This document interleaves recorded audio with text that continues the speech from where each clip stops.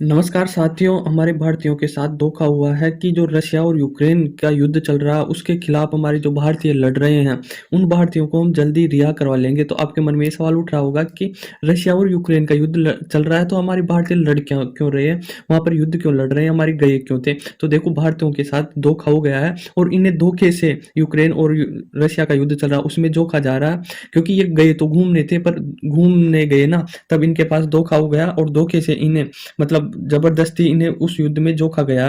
तो अब ये भारत सरकार से गुहार लगा रहे हैं कि हमारे साथ धोखा हो गया और हमें यहाँ से जल्द छुड़वा ले। और विदेश मंत्रालय भी इनकी कोशिश कर रहा है कि इन्हें धोखे से लेके गए ना, तो अब रशिया इन्हें दोबारा लौटा दे। धोखा क्या हुआ है, धोखा मैं थोड़ा आपको जानकारी दे देता हूँ कि ये रशिया घूमने जाते हैं और घूमने जाते हैं तो आपको पता होता है कि वहाँ पर गाइड होते हैं, आपको बताते हैं कि ये मैं घुमा दूंगा इस प्रकार से, रशिया में आपको अच्छी-अच्छी जगह लेके जाऊँगा।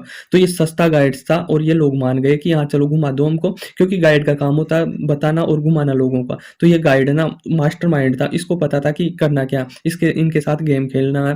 पर ये समझे नहीं, इसका माइंड गेम नहीं गेम के समझे और इस गाइड के पास चल दिए। तो इस गाइड ने बोला कि मैं बेलारूस में बहुत अच्छी-अच्छी अट्रैक्शन है, मतलब रशिया का पड़ोसी बेलारूस देश है, तो उसमें इन्हें घुमाने ले गया। अब बेलारूस में ले जाकर इन्हें छोड़ दिया गया और वहाँ की पुलिस को मतलब इन्फॉर्म कर दिया गया कि ऐसे-ऐसे कुछ भारतीय आपके देश में घुस गए हैं। तो वहाँ बेलारूस में इनको पता नहीं था हमारे भारतीयों को, भाई यहाँ पर अलग से वीज़ा लगता, रशिया का वीज़ा नहीं चलता। तो इन्हें पागल मतलब धोखा दे दिया गया इस गाइड के द्वारा कि मतलब बिना वीज़ा के इन्हें बेलारूस छोड़ दिया गया और फिर खुद गाइड ही पुलिस को इन्फॉर्म कर दिया कि आपके देश में बिना वीज़ा घुस गए। तो फिर बेलारूस की पुलिस इन्हें पकड़ ली गई और पकड़ने के बाद में इन्हें रशिया की पुलिस के या आर्मी को हैंड ओवर कर दिया गया, मतलब दे दिया गया कि आपके देश से आए हुए हैं। अब रशिया की आर्मी यहाँ पर गेम खेलती है, इन्हें छोड़ने की बजाय यहाँ पर मतलब एक एग्रीमेंट साइन करवा लेती है कि आप जो रशिया और यूक्रेन युद्ध चल रहा है ना, उसमें रशिया की तरफ से लड़ोगे और फ्रंट लाइन पे लड़ोगे। अब देखो, एग्रीमेंट इन्हें साइन करवा लिया गया पर इन्हें तब भी समझ में नहीं आया भाई हमारे साथ इस प्रकार सा एग्रीमेंट साइन करवाया जा रहा। समझ में क्यों नहीं आया, क्योंकि ये रशियन भाषा में था और इन्हें रशियन आती नहीं थी, इन्हें इंग्लिश और हिंदी आती। तो ये समझ नहीं पाए भाई हमारे साथ अब भी धोखा ही हो रहा है। तब तक इन्हें कुछ रामलीला समझ नहीं आ रही थी कि हमारे साथ चल क्या रहा है। पर इन एग्रीमेंट साइन करवा लिया। साइन करवाने के बाद में इन्हें यूक्रेन और रशिया की बॉर्डर पर जो रशिया की मिलिट्री थी, ट्रेनिंग सेंटर थे, वहां पर ले जाया गया और वहां पर इन्हें 20 दिन की ट्रेनिंग दी गई।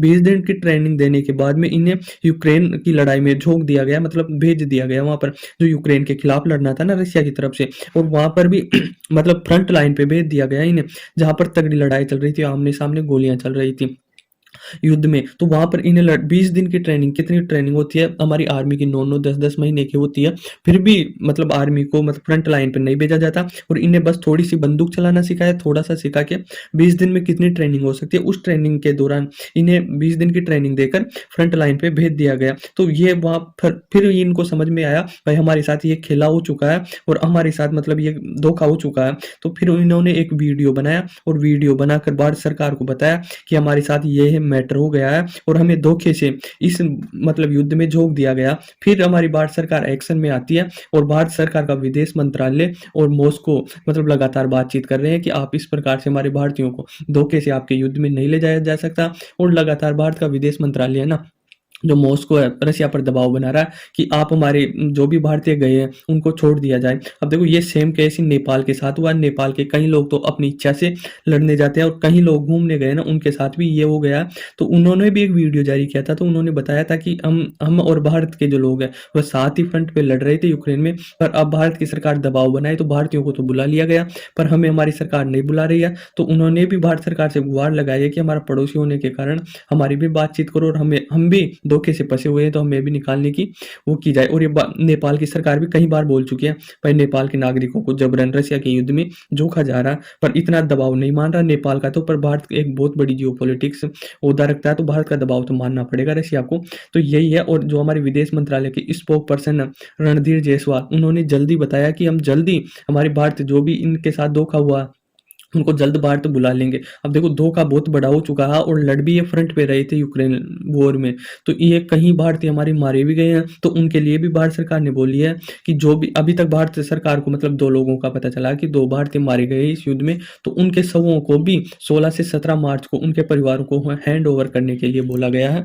और मतलब ये युद्ध में जो गए हैं अभी, तो उनको न जाने की और मतलब पूरा ज्ञान होना तभी जाए, ऐसे धोखेबाजी ना करे।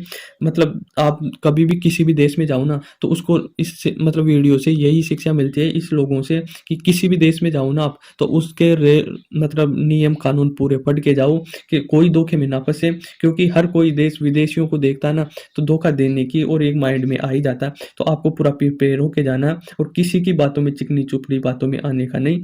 और रशिया ने हमारे साथ बहुत गलत किया है। भारतीयों का इतना विश्वास करता है रशिया के ऊपर, उस विश्वास को कहीं न कहीं रशिया तोड़ा है, क्योंकि हम विश्वास करके घूमने चले जाते थे कि रशिया तो हमारा दोस्त है, पर दोस्त ऐसा नहीं करने चाहिए। कहीं न कहीं ये आघात होगा भारतीयों के ऊपर और आगे से रशिया पर शायद विश्वास को कम कर दे। कहीं भी जाओ आप पूरा सतर्क होके जाओ, भारतीयों को यही कहना है मेरा। आई होप आपको समझ में आया होगा। धन्यवाद।